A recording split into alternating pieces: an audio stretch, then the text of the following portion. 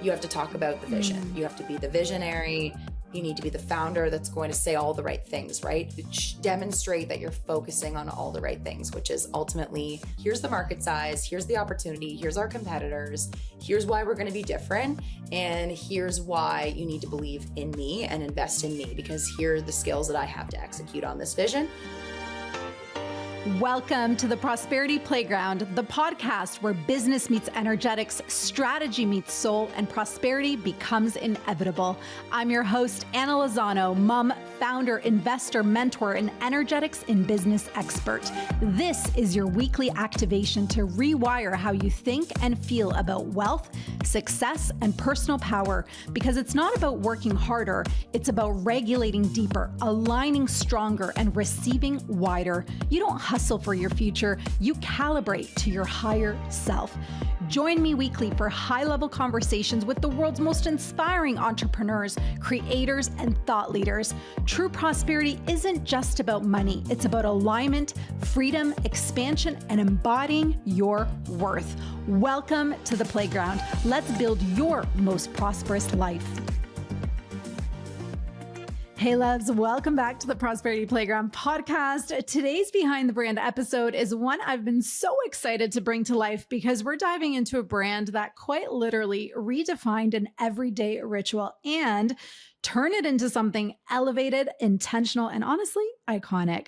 I first discovered PAUME a few years ago when my husband's boutique digital marketing agency was brought on board to help the brand scale. And I remember thinking, if someone can make hand sanitizer feel this chic and this luxurious, there's something very special happening here. And behind that vision is today's guest, Amy Welsman, who is a seasoned entrepreneur with a successful track record of building value across multiple categories and channels. Amy spent most of her early career at Knix. We all know Knix and love Knix, now a major women's apparel brand and Canadian success story as its first employee in 2013. After 4 successful years, Amy left Knix full-time, but remained a shareholder in the business until 2022. Amy has spent the last 6 years building and launching PAUME, a brand redefining how we clean and care for our hands with design-driven, sustainable, specially formulated skincare for hands. PAUME has doubled revenue year over year since its launch, and it is carried at such retailers as Ulta and Nordstrom. In this conversation, we go far beyond the product. We talk about what it really looks like to build a brand from an idea that sat quietly for months to trusting your gut before the world catches up, to raising capital pre-revenue and learning how to sell a vision before you have the evidence. We also get into something I think every founder needs to hear right now, the power of focus, not more products, not more expansion, but going deeper on what's already working and building true brand equity over time. And what I love most about Amy is that she's not chasing the noise. She's building with intention and with a long-term vision that you can feel in every single touch point of the brand. So if you're a founder, if you're building something premium, or if you're in that space of wondering, do I expand or do I go deeper? This episode is going to land in a really powerful way. All right, loves, let's dive in. So this is where we're going to start. We're going to take us back to the very moment where you had this idea drop in and you're like, okay, I think I'm onto something here. And we're going to turn this into what was later named PAUME. Yes. I mean, it starts, way back when, well, actually I should rewind a little bit. So I rewind even further from way back. So I had my first entrepreneurial experience, as the first employee at Knix, the women's intimates brand, big success story in Canada. I joined that team pre-launch as their kind of like Joanna's like junior right hand. I was in my early 20s and just was super keen on the idea and jumped right into that. I spent almost 5 years there building that brand with her and on the road at trade shows and managing wholesale. And it was such an amazing immersive experience for me to just really witness and be part of taking an idea I was passionate about and bringing it to life, bringing it to market, and then ultimately being pretty successful as a brand. So when I left, I kind of knew in my heart of hearts that I wanted to start something of my own. I just didn't have an idea yet. So I took some time. I was a little burnt out, and I needed some time to kind of recalibrate, and I did some consulting work, and I had, revenue streams here and there, but I knew I wanted to do something. So then I had my daughter in 2019. So I became a mom for the first time, obviously a huge transformational experience. And one sort of, small change in my life was that I was using hand sanitizer a lot. Yes. I had a newborn that was a bit challenging. She cried a lot, and it was a very intense period. And I was looking for very just easy ways to clean my hands throughout the day. I was diaper changing and going from one thing to the next. And I knew I needed something. So I used a lot of Purell or, drugstore brands generally. I tried a few things. And it was through that trial period that I realized there isn't really anyone doing this in a way that's like elegant, cool, sustainable, and also just on a formula level. Like it was a pretty standard formula across all the products. And I knew maybe there was a way to make it more skin nourishing, smell better, all that. So like any classic entrepreneur, you can relate. I sat on the idea for a very long time. I did a lot of humming and hawing, which in retrospect, like I wish I had been more proactive. And I think, there's a case to be made for like going with your gut. And if you have an idea, like really trying to go for it quickly, because oftentimes your gut is right. And this was before the pandemic. So I was not, I felt kind of a little clairvoyant, because then 9 months later or a year later, I guess the pandemic hit, and I was like, oh God, You gotta do so this. that's what took me into gear. Yeah. I was like, this is a sign. This is a sign I need to do this. So then that, I went and raised money and, wait. We're gonna pause, because we got to really dive into this. Yeah. You just recently sent me your human design chart, and I just want to check some. Yep. So this is insane that you say this, like following your gut is your authority. So your sacral is your gut. So when you get that gut instinct, girl, this is when you move. And so it's fascinating that you just said gut several times, because this is actually when you're in full alignment, when your ideas come through and your gut is screaming yes, you act. So you already knew this. And it's also your human design authority, which I love. I just had to double check on that. Okay. So I love tying it back. I want to go back several notes, because we got to unpack all of this. So one, how was it, now looking back, what a tremendous opportunity to have Joanna Knix as a mentor in your early 20s. Yeah. Like what an experience.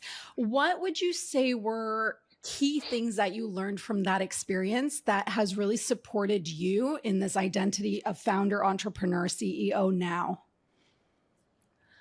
Yeah, I mean, so many lessons. I think the benefit of being an employee at an early stage startup was so big, because, there's nothing like being a founder. You don't know what it's like until you're actually in it, but you can kind of witness slightly removed what's, the challenges, the ups, the downs, all the headwinds that inevitably happen in those early days. And I think without the pressure in a way, obviously I felt a huge amount of passion for the brand. And, when things didn't go well, I really felt it. Like I felt a big responsibility. So, however, I had not, put in my life savings and made the sacrifices that Joanna had made. So it was slightly less of an emotional impact, perhaps. So yeah, I would say that was really beneficial. And then learning from her, I mean, she is an incredible marketer, incredibly smart. I mean, I was just like along for the ride, learning as much as I could. And I was basically just a sponge. And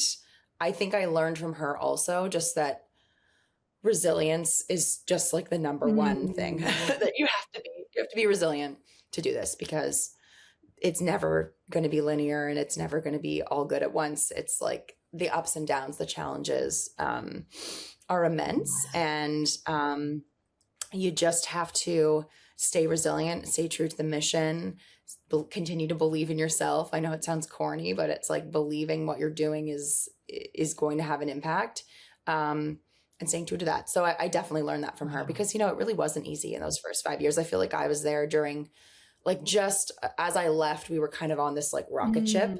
I was there really when we were just trying to convince people that this was a product they needed. Now we think of leak-proof underwear is like synonymous with women's health and what's on the market, and there are like lots of copycat brands. But at the time, this was like a really revolutionary idea, and that required a lot of like education and convincing of people. So anyway, but yeah, no, definitely has helped. I mean, I think when it comes to like tactical marketing and management, things have changed so dramatically since those days. Like that really was the heyday of direct to consumer. And Yvonne is in this world, like, and so are you.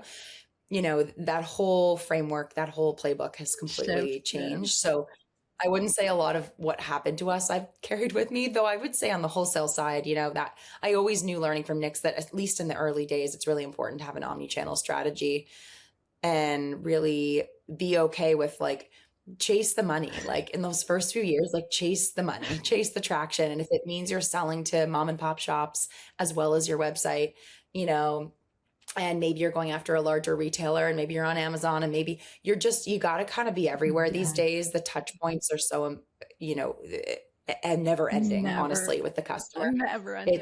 It used to be like very simple. It's like be on shelf in front of their eyeballs, and then it moved to, okay, be in front of their eyeballs on their phone. And now it's like, you just have to be literally everywhere. At least in beauty. I think in every industry, you have to be everywhere. When we were scaling, so looking back at Love Power 2016 to 2022, and that was just intuitively, and I'm also a sacral generator, if we're going to tie in the human design, it was like this gut feeling, like be everywhere with the product and be everywhere as a founder. So I really took a founder forward strategy, and with podcasting and events and being at shows. And you know what? You are a 2-4 in your human design. So that line 4 is your connectors, your networker. It's being out there, which we're going to talk a little bit more about, but it's like being out there. And I think that stays so relevant today also. Okay, so back to PAUME, back to the idea. I mean, when we look at timing, and I'm quite spiritual, and I bring in a lot of manifestation and laws of the universe and all that, but looking at the timing of this idea that you had 2019, and then, sitting on the idea and then launching like around pandemic. I mean, genius. 2021. Yeah. We were in it. Kind of like mid to late. We were definitely in it. Yes. And I always say it was a blessing and a curse. I think the blessing was there was a lot of attention on the category. A lot of people needed the product, though I think we missed that initial like real peak in those early days where people were like, literally, it was going crazy. You couldn't get it anywhere. Yeah, that was definitely a time that we missed out on. We were like madly in product development, and I didn't want to rush. There was this pressure to rush for sure. And I had a lot of contract manufacturers saying like, take your nice packaging, take our off the shelf formula, let's combine the two and let's get going. And I remember thinking like, no, we have to stay true. We have to, we have to register our own formulas. We have to do it from scratch. We have to like do the whole vision.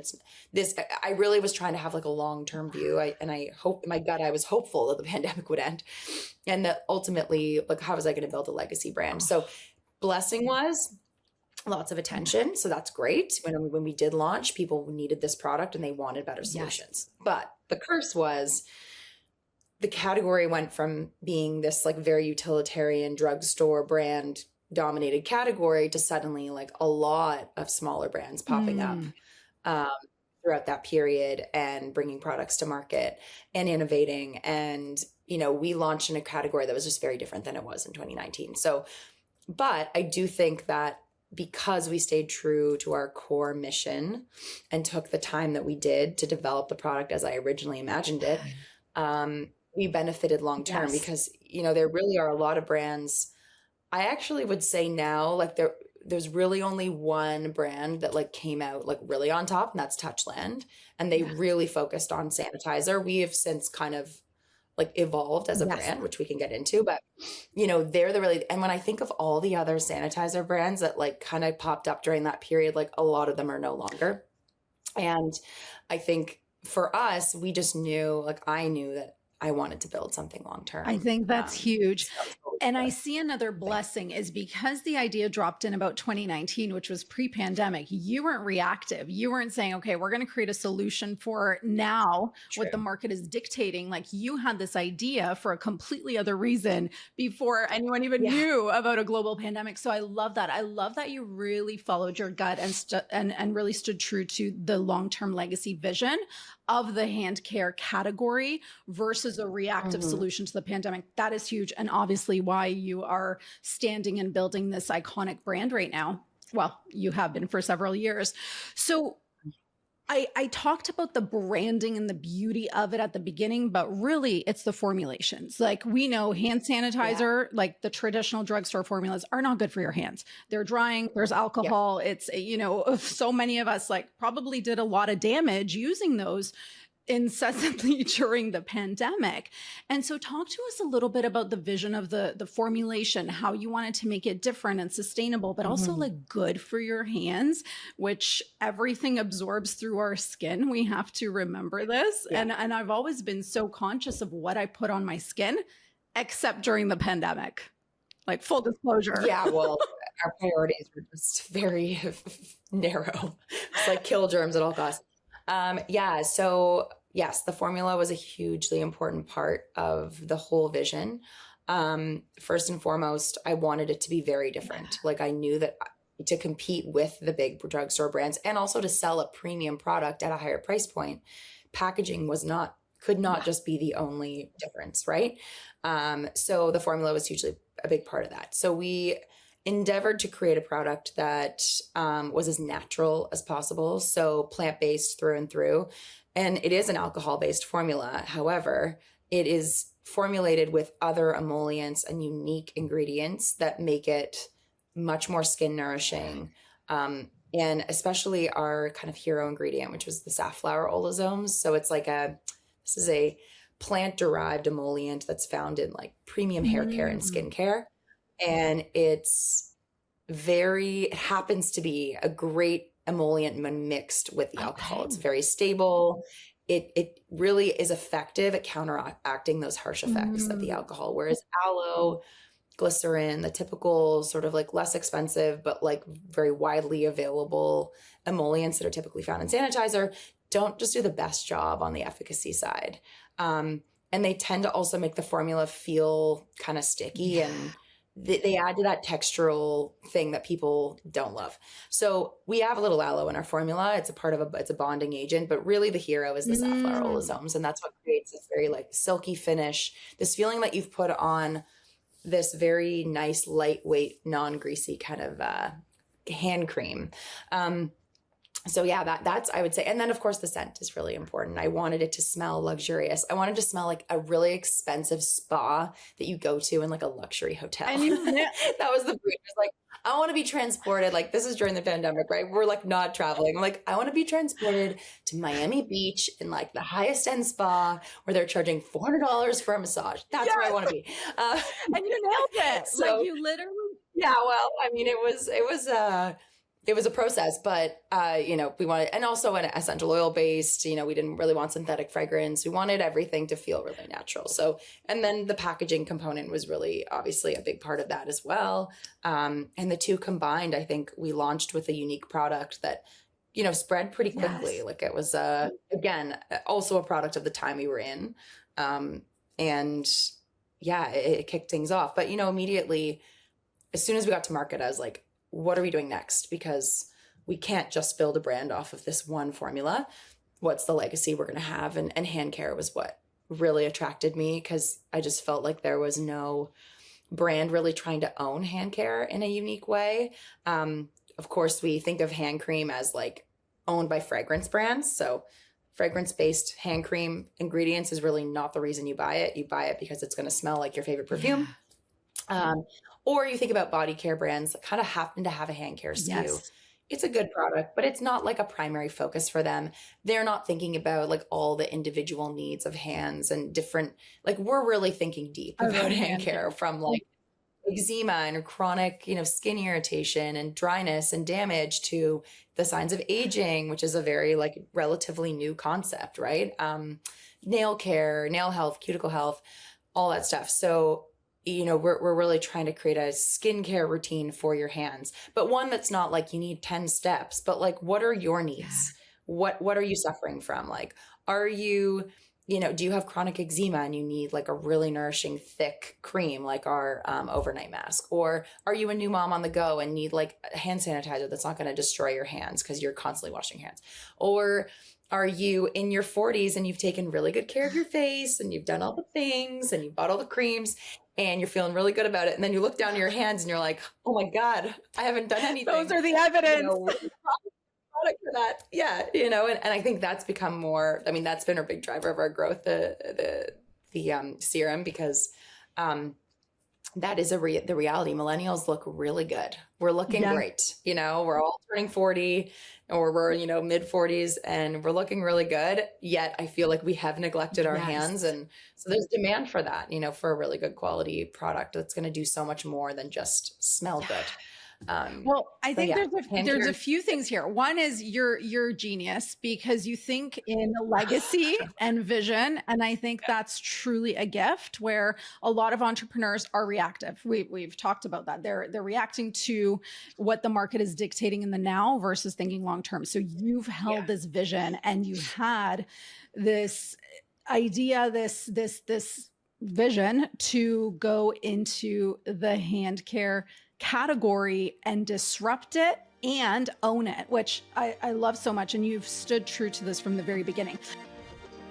Let's hit pause for just a moment because if you run a small business, whether you are a shop owner or a brand, I want to make sure that you know about Faire.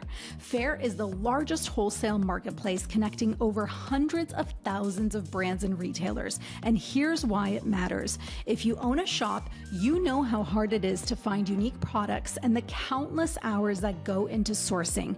Faire makes it easy to stock your shelves with items your customers will not find in big box stores, and it lets you sell that stock before you even have to pay, thanks to their 60-day payment terms. And if you're a brand, you know how much time and energy it takes to get your products into new retailers. Faire changes that. Imagine your products being discovered by retailers around the world. No endless cold pitching, no sales reps, no knocking on doors, just retail shops finding you and reordering again and again. I truly love companies that create a true win-win business, and that is exactly what Faire does, giving brands the visibility that they need while supporting retailers with their cash flow. It makes growth possible for both sides of the table. So whether you're looking for fresh products to stock or ready to get your brand into more stores, check out Faire. It's where small businesses grow together. And as a little bonus, if you are a retailer and haven't made an order through Faire before, you can use code Prosperity10 for 10% off your first order. All right, let's get back to this episode. So a couple things I'd love to unpack. One is this is not your expertise, right? So hand care is not your expertise. It's not something that you had previous experience in. And so what team did you have to put together at the beginning when you were in ideation? Because that's where it seems like you nailed what you wanted to create quite early on in terms of product and formulation. Yeah, it didn't take long, to be honest. I think we found a great lab partner. And just to be clear, like, yeah, I knew nothing about, like, I had to Google, like, how do you make a product? Like, I literally knew nothing. I knew apparel, I knew, that side of things, but I did not know contract manufacturing. So, and I knew I didn't want to make something in my kitchen because that was definitely not I'm not a chemist, so I think, and a lot of founders of beauty brands like are in the same position. Like a lot of them don't know these things. So contract manufacturers exist for that reason, and they have labs, and you come to them with your vision and they hopefully bring it to life in the way that you imagined, and then they make it for you. And it's all this, this partnership. So that was part of it. I also had, like, this wasn't a formal thing, but like one of my good friends is a dermatologist in Toronto. So I had a lot of conversations with her talking about, like, what are you seeing in your clinic? Like, are people coming in for hand rejuvenation? I was reading about this. She sent me some studies on, like, what are the differences in the skin on our hands versus the skin on our face? Like, what makes it unique? you know?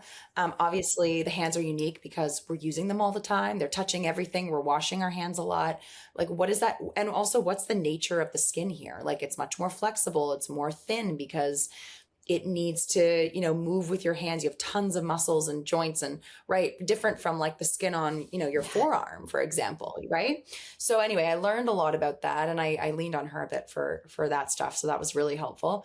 But I would say, just to bring the product to life, I leaned on a lot of, I had some great advisors coming from my Knix days. I also happen to have people in my family who are like amazing marketers and, worked for really cool brands. So I was able to like make connections there and just kind of, and they would say, oh, you got to talk to this person. They're great at ads, or this person's like great at packaging. I think I found my packaging designer, Hannah, through, she used to work at Casper. And then my sister-in-law was at Casper. So it was this whole like network of people coming together. And I remember like having no money, and all these people were like really like hugely experienced and talented, and being like, I have no money. How are we going to do this?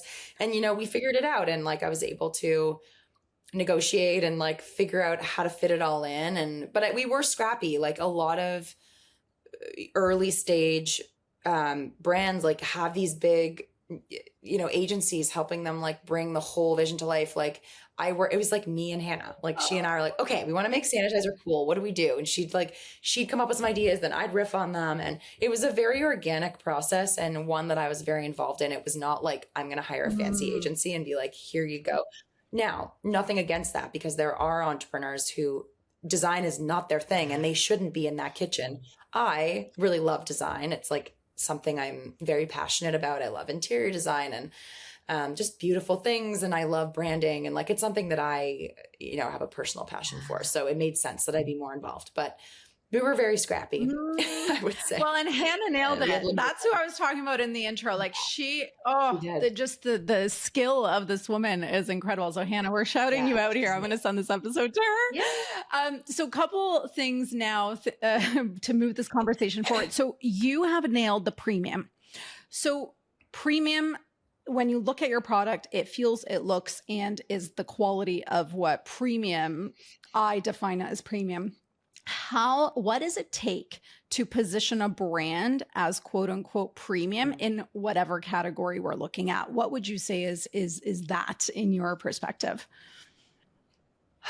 Yeah, it's such a good question, because I feel like now with just the caliber of design and consumer expectation, and access to packaging and all the things that have happened with like recent globalization, like even further, there are a lot of brands doing mass in a really premium looking way. Totally. Like you can go to just Target is a prime example. Yep. Like go to Target, go look in their beauty section. Everything is under $25 and it's very impressive. Yes. So it's more, I guess, imperative than ever. The premium brands like really try to position themselves differently.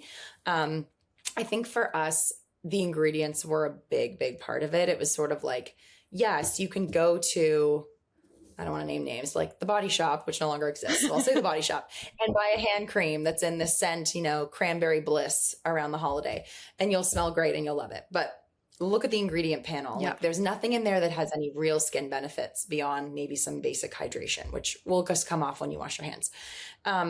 Whereas we leaned into ingredient efficacy, we did some consumer studies. We really focused on like delivering results. So that was one thing. Packaging, it's really tough because, as I mentioned, like there's a lot you can do in packaging to make a really slick brand at a low price point. So, and the consumer demands it now. Like everyone is used to seeing like top notch in that way. Yeah, I don't know. It's sort of this intangible thing. Maybe it's in like your copy and communication too. It's like a bit of a je ne sais quoi. I know that's like the least helpful thing to say. But it's kind of like staking your claim and staying true to it. Cause I think a lot of brands are also tempted to be like, yes, our hand cream is $30. And then when people push back, they're like, yeah, maybe we should lower it to $20. Yeah. Like, what is the reason? You just have to be like, no, it's $30 and here's why. And like really lean in to that. Absolutely. And you nailed it. It does come down to quality, ingredients, plus everything else that you described. So I actually sold vitamins for a very long time, like really high quality supplementation. And again, supplements, saturated industry. And again, you can put beautiful packaging on shit quality product and it looks good and the price point is good. But I think the key here is your repeat customers will come back based on experience. So if they actually feel a result, if they experience a result, I was actually recently at the 10 spot in Oakville. And I was getting my waxing done. And then as I was leaving, I was taking a picture of your PAUME collection for my husband. I was like, hey, look who I ran into, your products. And the franchise owner comes up to me and she's like, oh my gosh, do you know PAUME? I am obsessed with PAUME. I'm obsessed with their hand rituals. And I was like, this is truly a raving fan. This is someone who understands your vision, who loves your product based on the ritual around hand care. And she is telling every single customer about it. And it's like, you have created this and it goes so far beyond just the beautiful branding and packaging. And so I think that really all of everything you described, and now I'm tying in, creates a premium experience, which then creates those premium customers who continue coming back because of that. And so you've done an amazing job with it. So you and I have also been talking recently behind the scenes as, my intention vision is to create a premium pickleball product company. Yeah. And you were chatting about scrappy and bootstrapping, but you were able to raise some pre-revenue funding. I haven't actually had a founder. I've had so many incredible founders who you're all friends with, be on the show, but we haven't talked about raising capital. So if we could chat a little bit about that, raising capital pre-revenue and also post-revenue, and like, how do you even decide, like, should I bootstrap this? It's going to be scrappy because we're trying to figure it out, but should I bootstrap? Should I raise capital? Should I give up equity? Like, how did you come across, like, how did you decide on these questions? Okay, so I just decided, like, personally, I wanted to de-risk things a little bit and take on that capital to do it properly. And I also knew that I wanted to launch in the US out of the gate. I think when you're making that decision to bootstrap or raise, it's really about like the plan that you have for launching the brand. Some people can do things really slowly, like they can go and get a couple samples, sell it into friends and family, get their feedback, grow from there, focus on homegrown market. Like, there are ways of doing it less expensively out of the gate. I think for me, the tooling costs and the fact that I had to like hire like a design firm to like design the pump, like I just knew that it was going to be a lot more capital intensive upfront. So I decided to raise, I think we raised around 350,000 pre-revenue based off an idea. Again, different times though. I mean, different times. The pandemic, people were writing a lot more checks. It was just like we're not going to manifest this, Amy. We are not manifesting this statement. No. Sorry. I know I shouldn't say that. But I mean, totally like, valid. It wasn't like super difficult. As I recall, I also had like quite a few contacts from my days at Knix, and it was a few weeks and I was off to the races. So, and then I did do another raise in 2021, like late 2021. So we did have revenue at that point. And it was really, but again, like our revenue was really small. It was really about telling the story, selling myself as a founder. I think that's really important. It's like, if you don't have the revenue to back up what you're selling, you have to talk about the vision. You have to be the visionary. You need to be the founder that's going to say all the right things, right?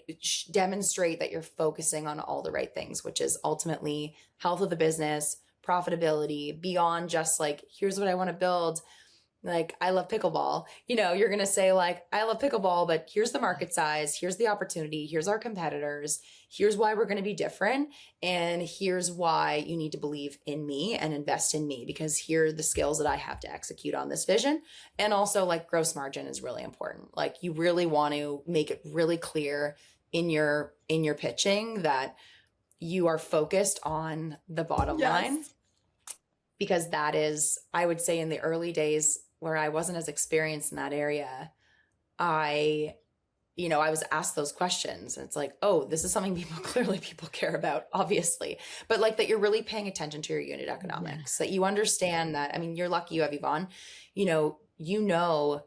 that, you spend a certain amount to acquire a customer. how does that fit into your margin profile, et cetera? So I think pre-revenue fundraising is really about the opportunity and the vision and selling yourself and your knowledge and what you're Oh focusing my on. gosh. And I'm just so grateful to have you in my corner, because even just having these conversations, I was like, okay, deep breath. This is a possibility. Because I was telling other friends who are incredible entrepreneurs, but they've never raised capital for their companies. Wow.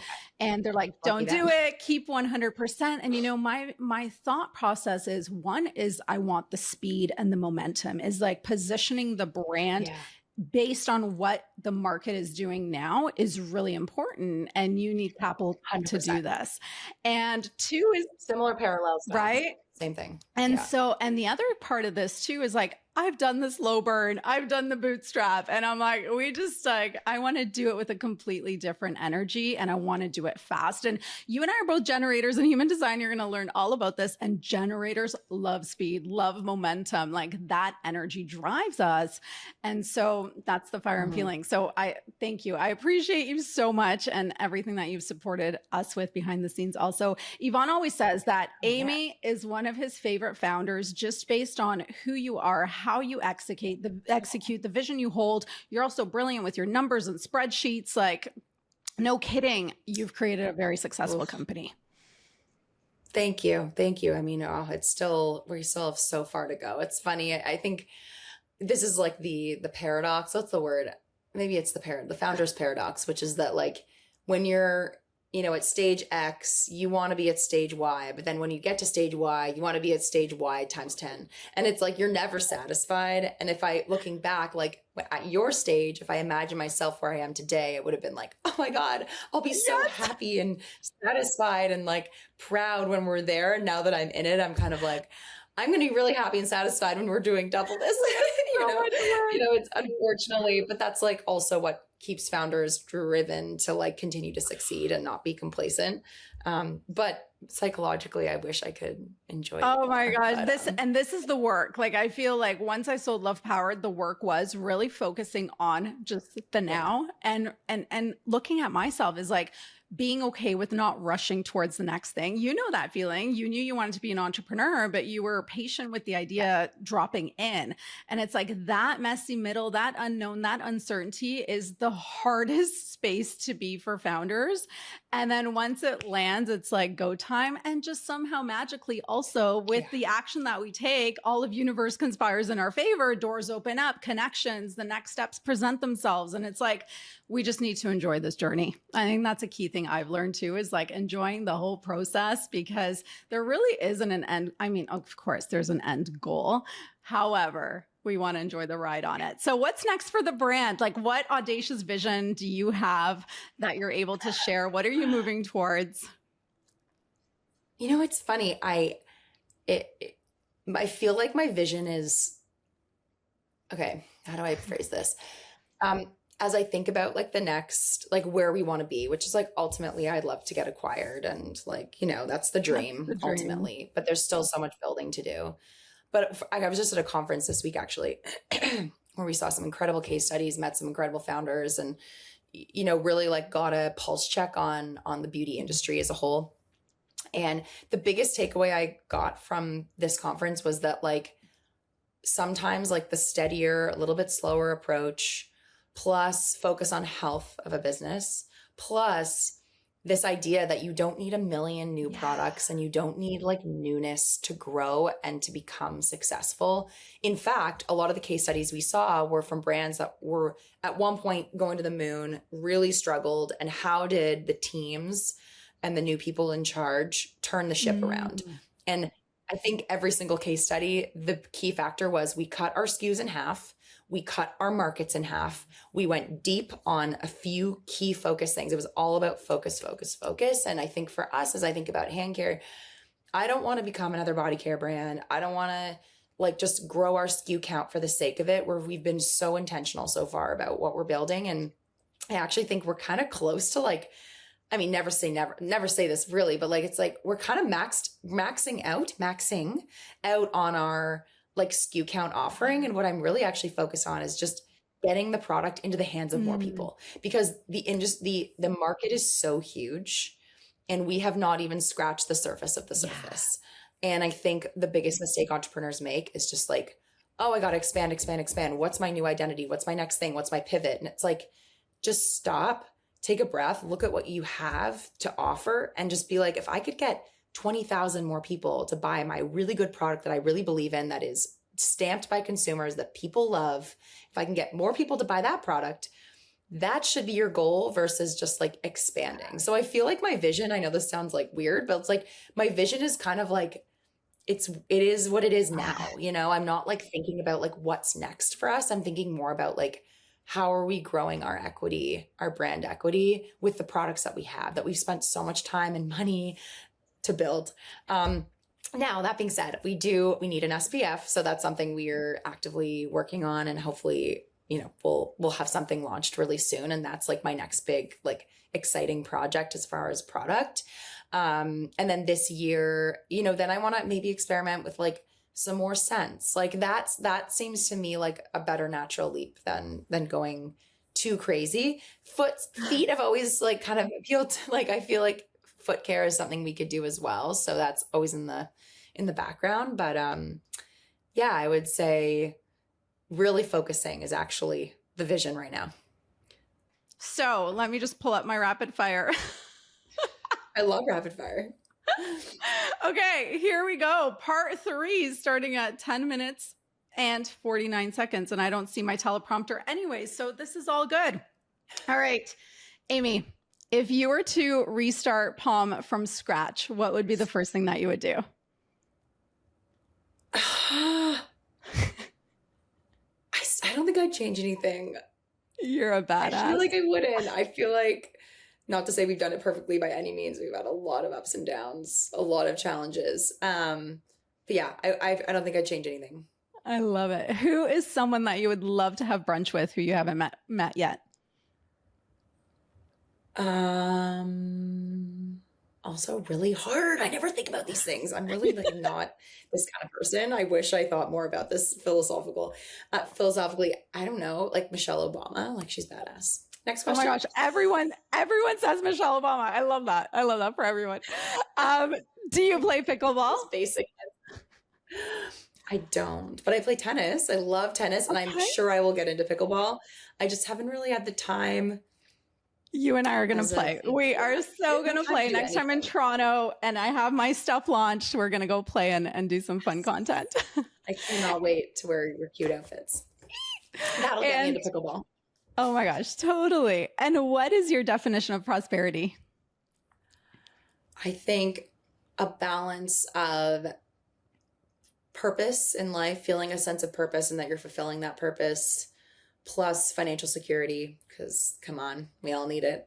Enough money to travel and be, you know, take time for your kids, and finding some sort of equilibrium between work and play and family, which is really hard and not easy. But I think that is prosperity. That is true prosperity. I love that. And where can everybody find you? Where can we shop your products? You can find us on our website at mypalm.com or mypalm.ca, or on Instagram at mypalm. We're also on TikTok. We'd love some more followers there. So please follow us. Let's go TikTok. Yeah, please. Yeah. Or you can follow me at amy.welsman on Instagram. Amazing. Amy, thank you so much for your time. You're just an incredible founder, entrepreneur, and I love the legacy you're building. Thank you so much. It was so fun. Thank you. Thanks for joining me on today's episode of the Prosperity Playground podcast. If this conversation sparked something in you, be sure to subscribe on Apple Podcasts so you never miss your weekly activation. If you enjoyed the conversation, please rate and review. Your feedback helps us reach more souls just like you who are ready to calibrate to their most prosperous life. Know someone who needs this frequency boost? Share the episode to Instagram and tag me at _Anna Lozano so we can grow our energetically aligned community together. And please remember, true prosperity is about alignment, freedom, expansion, and embodying your worth. Start today. I'm Anna Lozano, and this is the Prosperity Playground. See you on the next activation.